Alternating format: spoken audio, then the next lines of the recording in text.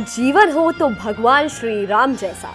अयोध्या के राजा श्री राम ने अपने जीवन से अनुशासन और विनम्रता का जो चित्र प्रस्तुत किया, वह आज भी समाज के लिए एक दिशा बोध है।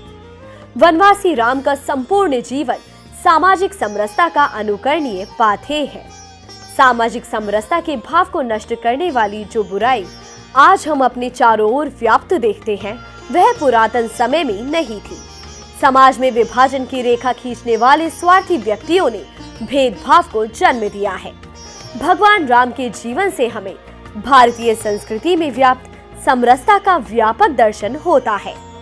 इस श्रृंखला में हम आपको बताएंगे कि भगवान राम ने समाज को किस प्रकार से सामाजिक समरसता का पाठ पढ़ाया, जो हम सबके लिए अनुकरणीय है। आज की इस श्रृंखला में हम बात करेंगे भगवान राम और सुग्रीव की। सामाजिक समरसता का अर्थ है अपने वर्ग, जाति और समुदाय से भिन्न लोगों के प्रति सम्मानजनक व्यवहार।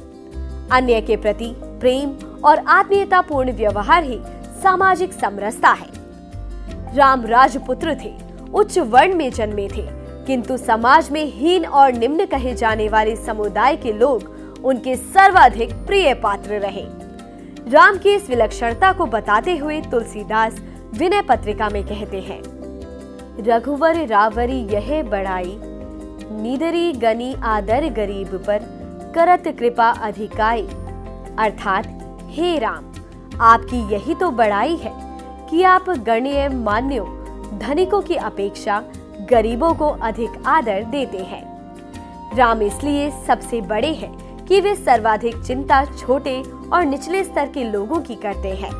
वे सबल की अपेक्षा निर्बल का, बड़े की अपेक्षा छोटे का, ऊंचे की अपेक्षा नीचे का, अमीर की अपेक्षा गरीब का पक्ष लेते हैं। ऐसा ही एक उदाहरण है राम की सुग्रीव के साथ मित्रता का। सुग्रीव भले ही बहुत नैतिक व्यक्ति था, अपने भाई बाली की तरह वह भी आचरणगत दुर्बलताओं से ग्रस्त था, पर बाली के मुकाबले दुर्बल एवं बाली का सताया हुआ प्राणी था। इसी कारण राम सुग्रीव के साथ खड़े होते हैं। एक सताए हुए और कमजोर व्यक्ति के साथ खड़े होते हैं, उसके अधिकार की लड़ाई लड़ते हैं और उसको उसका अधिकार भी दिलाते हैं। यही नहीं, बाली के वध के बाद वे बाली के अनाथ हो गए पुत्रों का दायित्व भी लेते हैं और उन्हें आदर सम्मान के साथ अपने दल में सम्मिलित करते हैं। समाज के दबे कुचले और वंचित समुदाय के लिए सदैव तत्पर रहने वाले प्रभु श्री राम का जीवन भारतीय संस्कृति में व्याप्त समाज के दुर्बल वर्ग के प्रति सबल वर्ग की संवेदना और दुर्बल के साथ खड़े रहकर उसे समाज की मुख्य धारा में स्थापित करने का अनुपम उदाहरण है।